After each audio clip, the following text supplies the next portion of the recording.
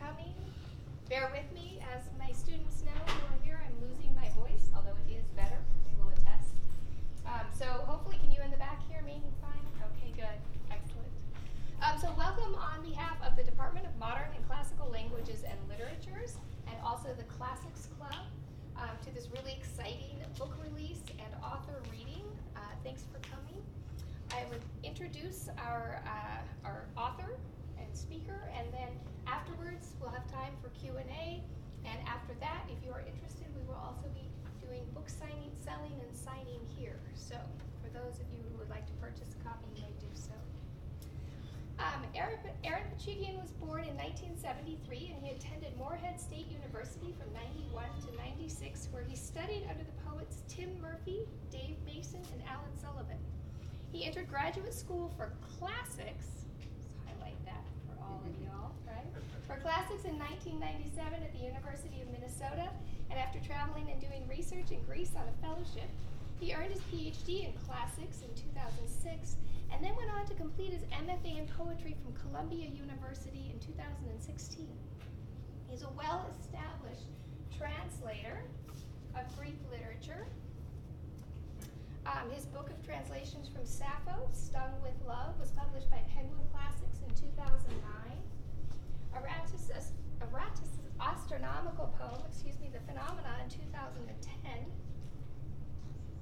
Aeschylus's Persians, Seven Against Thieves, and the Suppliants in 2011. And Apollonius's Jason and the Argonauts was released in October of 2014. For his work in translation, he also was awarded a prestigious grant from the National Endowment for the Arts. His first book of original poetry, The Cosmic Purr, by McLane Press, was published in March of 2012, and several of the poems in it collectively won the New England Poetry Club's Daniel Barusian Prize. His work has appeared in the Financial Times, Poems Out Loud, and Poetry. And then there are two additional exciting announcements. First, it seems that we will all be meeting here again, possibly as soon as November, right? Because we have a second book release. His second book of poetry, Manhattanite, is due to be released in early November. So we may find ourselves back here again then. And second, please make room on your calendars now. I know you all have a very busy schedule, but you can mark in for October of 2018, when we will all want to travel to the Getty Villa. They will be producing, they do an annual production of a Greek tragedy there at the Getty Villa. And for those of you who are not familiar with the Getty Villa, it's a replication of an ancient Roman villa, right? And it's also a museum. So they do once a year in October, they do a production of ancient Greek tragedy, and they will be doing the Bacchae next October. And the Bacchae will be translated by our guest tonight, Aaron Poochigian, and your professor, many of your professors, so students, mark that on your calendars as well, because we will definitely be making a student trip down to the Getty to see this production. So without further ado, I'd like to welcome our fellow professor and author, Aaron Poochigian.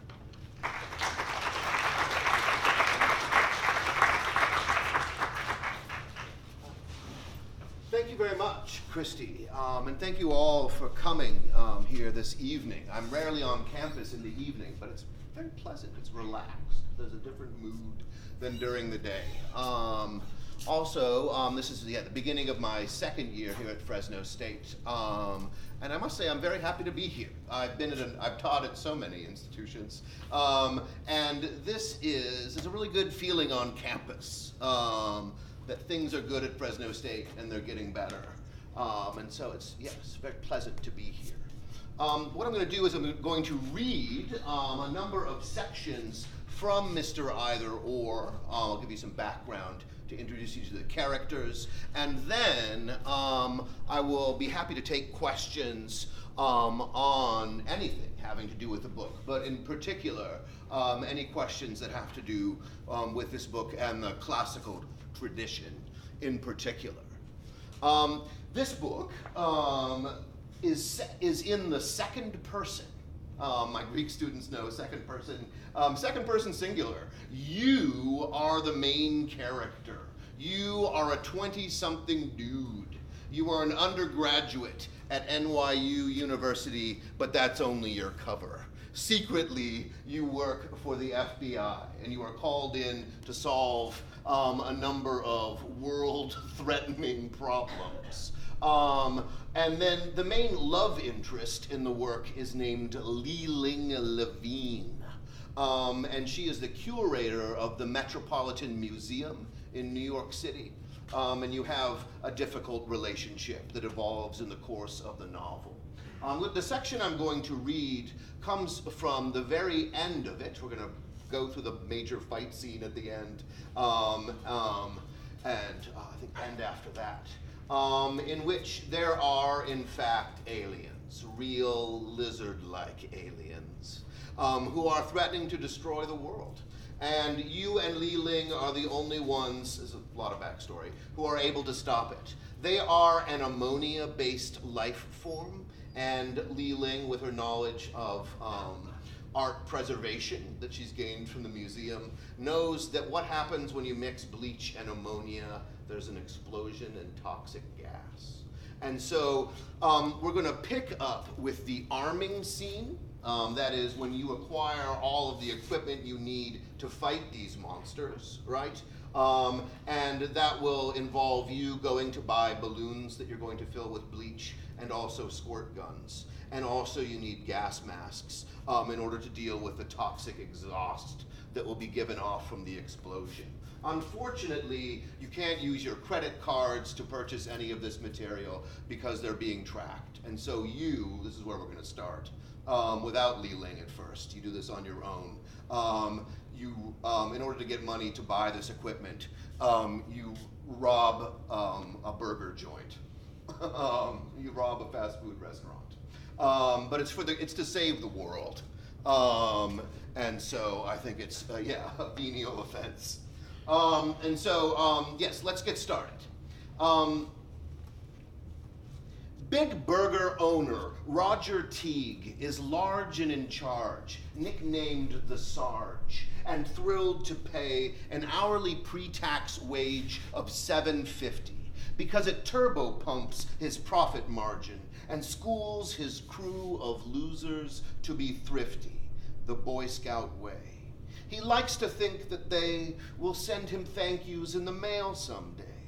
Thanks, Sarge, for teaching me what words like earn, obedience, and duty really mean. Though his cashiers and fry cooks dream in turn of repositioning the shake machine to ream his evangelic bunghole good, they largely smirk and purge their discontents in clouds of reefer out the kitchen vents. Some of them steal a lot, like Robin Hood. These lives go down outside the shack of knowledge that walls your world in.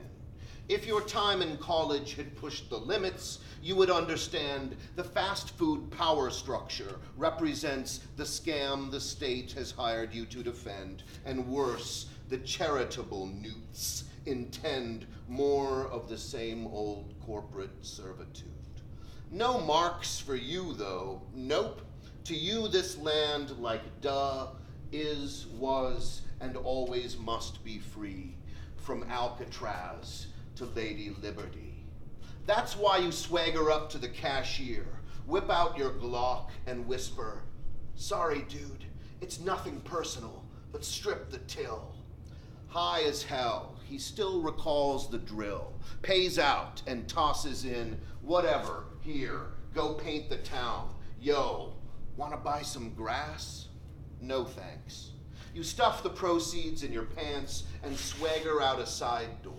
If by chance a camera caught you, it can kiss your ass, 'cause if your cockamamie game plan fails, there will be no police, no courts, no jails, and absolutely no one doing time. Threats of extinction, pardon to your mind, messianic acts of petty crime. 10 paces up an alley, and you find sign of divine support, a vacant van, the engine idling, the windows down. Your needs, God's providence, one master plan for all creation. Feeling loved up there, you hazard more than holy speeds uptown, park in a loading zone off Herald Square, and honk, honk, here she comes, your battle bride and honey bun, the Bonnie to your Clyde. Next, you and Li Ling go on a shopping spree with the proceeds of this theft. You buy the gear you're going to need to fight the invaders. This should all be very accessible to you. I think the only gloss is Duane Reade is like a Walgreens. They're very common in New York City. Walgreens or a CVS.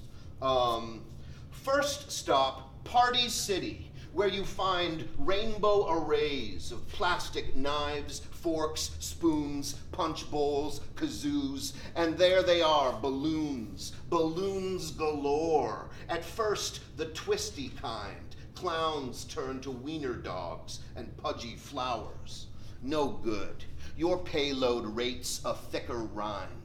You requisition heavy-duty reds for birthdays, pinks and blues for baby showers. Your pipe dream, gonzo flights of bobbleheads, proclaiming twins and sexy 65. They peak, pause, plummet, and on detonation, kill, kill, kill, so freedom can survive. A schlep up Broadway, and your second stop, the Toy Box, showcases a range of nifty sidearms for the rising generation. Among them, Sweet, the Super Soaker 50. Hair trigger with a half-gal clip on top. You loved it summers on a plush front lawn. No need to aim that well, just pump and spray. At Duane Reade, in the Isle of Dove and Dawn, you hum in harmony as Marvin Gaye pleads from the ceiling, ooh, let's get it on. Where's what you need to burn your blues away? There on the end cap, gallon jugs of bleach, by God's grace slashed to less than $6 each. When the cashier looks up as if to say, why buy 13 of these? You slap the till. Look, man, we've got a lot of germs to kill. And oh my God, Li Ling is so embarrassed. Deke's Army surplus boasts Manhattan's rarest Nazi flags and cheapest parachutes. You file past ammo cans and ghillie suits, Leathermans, bayonets, assault knives, more assault knives, belts, and all the coats and boots der Führer's legions needed to invade Russland im Winter. Gone to heaven, you are fondling a dummy hand grenade when Li Ling tugs you to the second floor. There, under gray moss, yellow splotched from dew, a wooden codger in an armchair basks in martial memories, the god of lore at ease. When you upset his sacred masks, he answers questions neither of you asks. They're limey, salvaged from the chemists' war at Dunkirk near the Hawthorne Ridge Redoubt. Phosgene, chlorine, whatever dreck the Kaiser fired afield, these chappies filtered out. Breathe regular, or else you'll fog the visor. Before the battle scene, you and Li Ling go now with your backpacks filled with all of this equipment to Bryant Park, which is not far from Times Square, to sort of say goodbye to the world in case you fail. This is my attempt to write a romantic scene.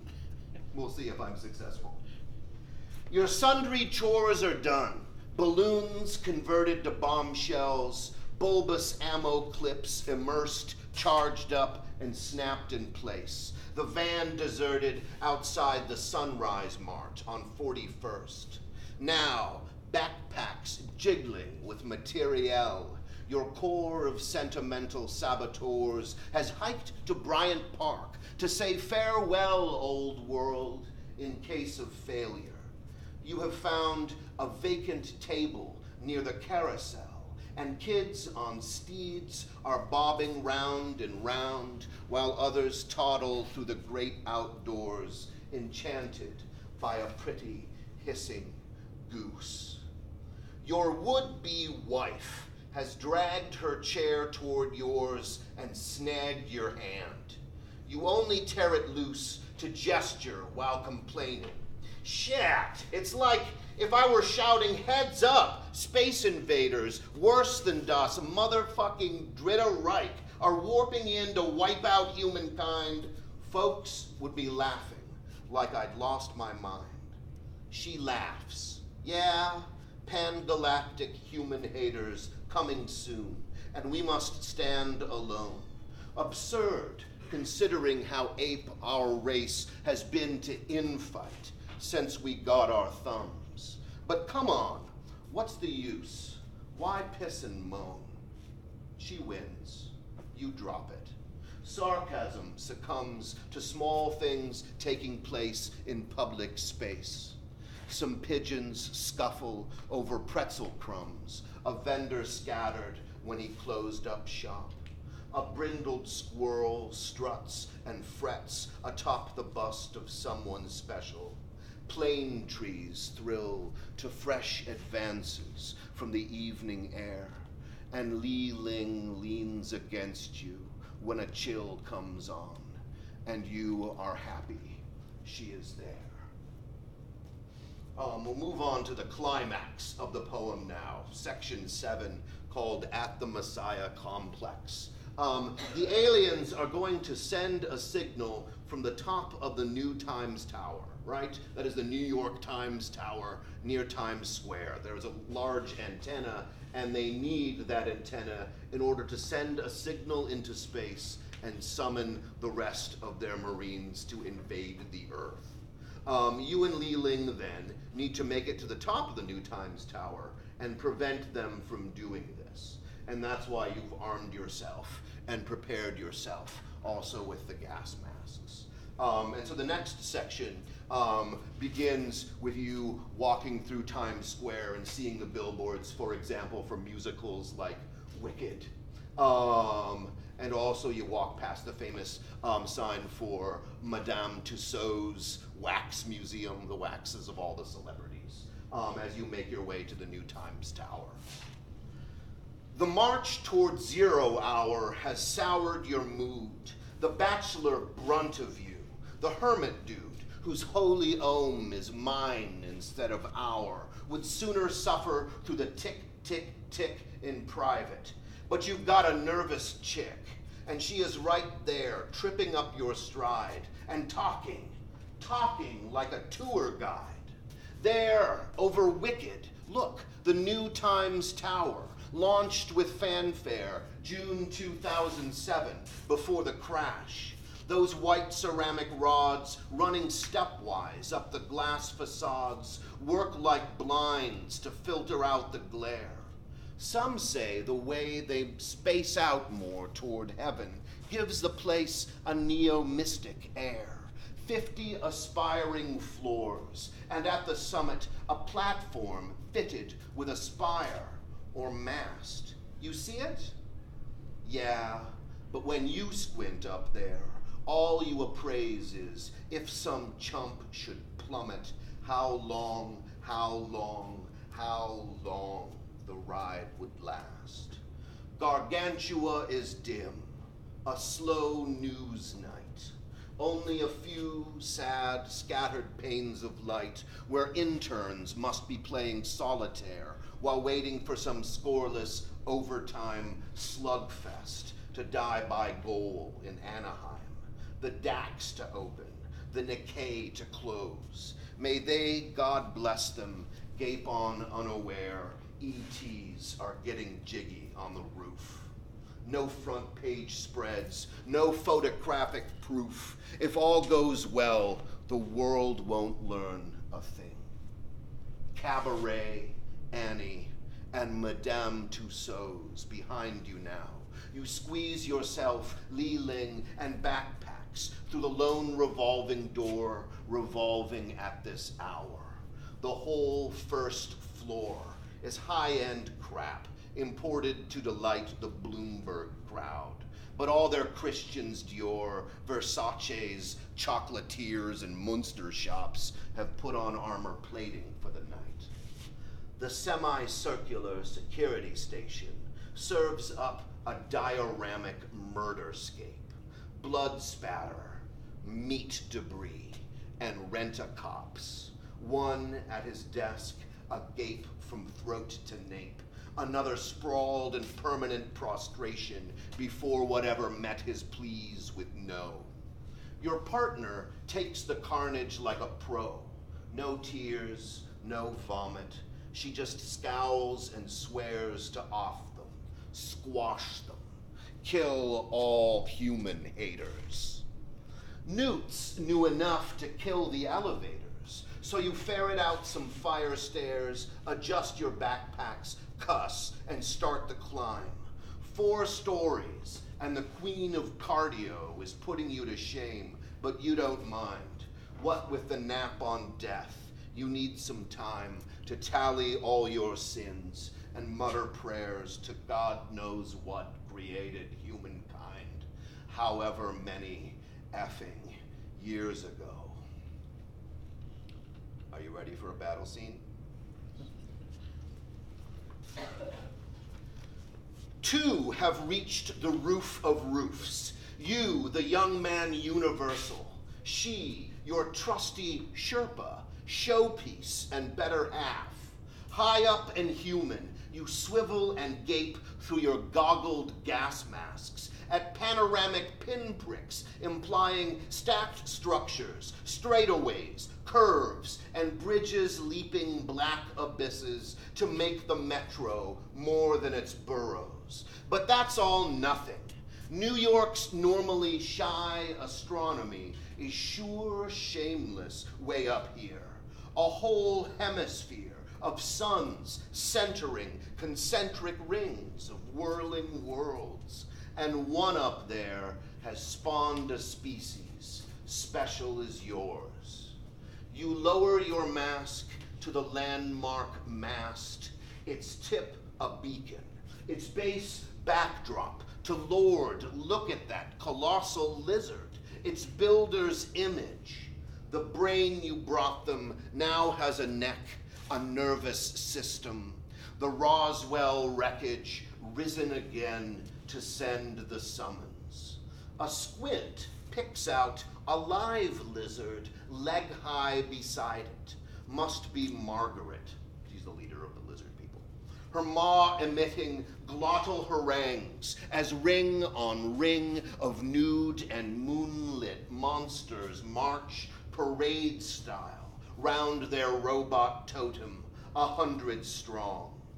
Hunkered behind cement support for a power platform, HQ pro tem, your team of 2 unloads backpacks, lines up latex, handfuls of hope and hugs because it's now or never. A nod, a shrug, a yop in unison, and you have begun lobbing lumps of liquid hazmat underhand, and the air raid ends in poof. Hallelujah. Proof the prof's chemistry cooks the critters good. God, throngs of them, thrashing, thawing, wicked witches withering into caustic cloud. You can't help loving the gung-ho way your gas-masked girlfriend shot puts shells. Shit, that's hot. But later. You load up again, get back to raining bleach oblivion on gobs of goblins. Greenhouse gases thicken round the thinning horde. But what's the score? squints at obscurity, reveal troop movements, vague survivors regrouping under gray ground cloud. Shadows ripen to shapes, sharpen, and legion 3D lizard linebackers molt the murk and mob your bunker. Gasp, you grope, but grub up bupkis. No more balloons. Another nod, and you both break out the big Berthas, pump and spray. Your spate spatters head-on hostiles. Hers heads off flanking maneuvers. Funny, in fighting to save your so-called civilized race, you go primitive. Gonzo gutturals thrill your throat. Thought boils off. Adrenal rage and death indifference breed a sort of brutish brilliance. Your pupils take in prey as playthings, the way a feline's full moon focus dotes on victims, doomed evasions. Whoa, consciousness. The combat coma lifts and leaves you alive and killing foam and fumes. The few survivors scampered off to skulk in smog. Minutes to midnight. Move out, trooper. Take the tower. Your team of two has commenced sweeping septic smays back to back, blasting bad guys' backsides, when weightless waves of what? Heebie-jeebies? Hit you hard. You hear behind you tense and tuneless timbres climbing the treble clefts. Cleft cloud discloses the cause ahead of you. Holdout hostiles have gone and grabbed those guns of theirs, turned the tug on. Antennas and girders strain to strip their screws, tear loose and crush your rear. Concrete cracks and they're tumbling toward you. Tons of airborne ducts and dishes. Duck! You knock the doctor flat. Frayed flotsam scrapes your shoulder, skims skin off. Blood blossoms. You brace for worse, but the high-speed hardware hunks have suffered sudden drops and slid to standstills. Why? Oh, got it. God darn goblins put the suck on pause, pulled back before their own mobilized masses mashed them. Last chance, let's dance. You loose your last ounces of ammo, aiming high, hope beyond hoping. Your Hail Mary spans the expanse and spatters accurate.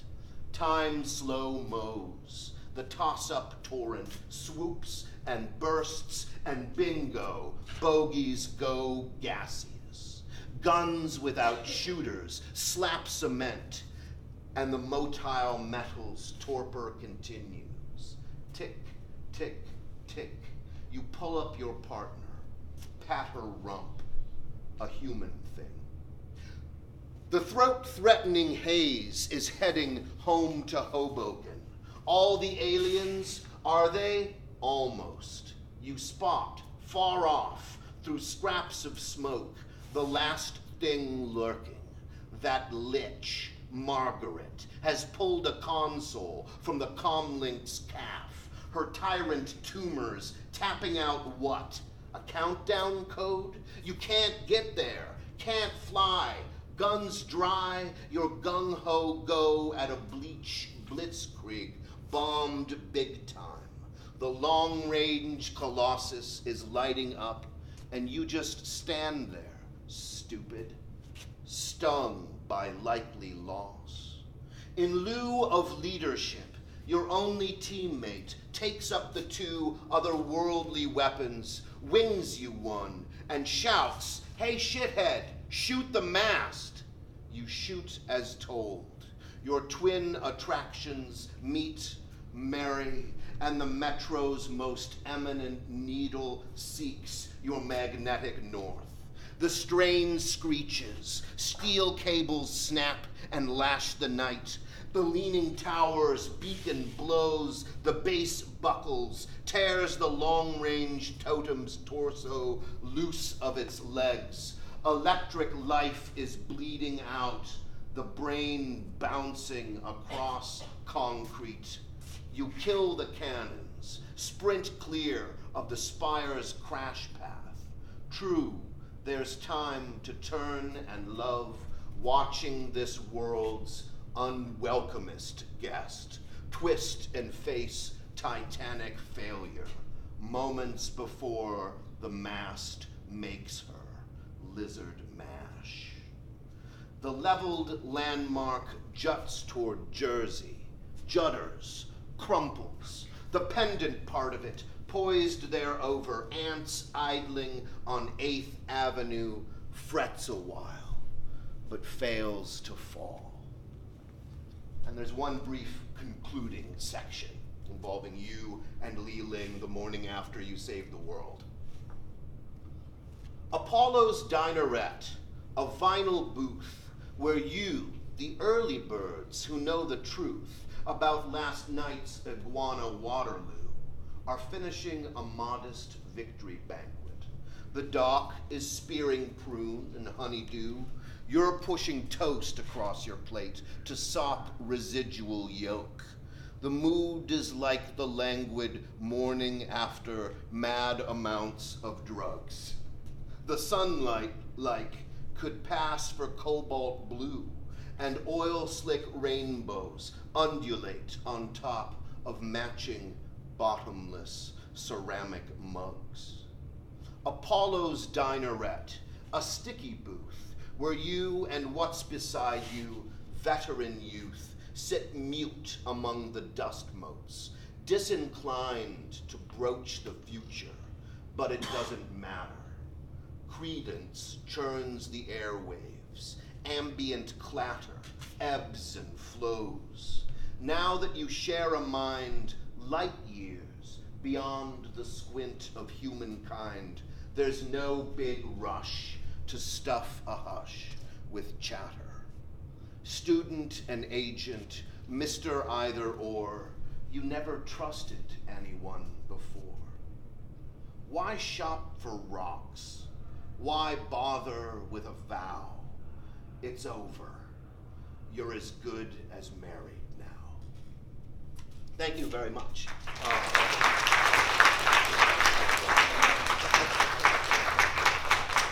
Thank you very much. At this point, I'd be happy to answer any questions you might have on any subject at all.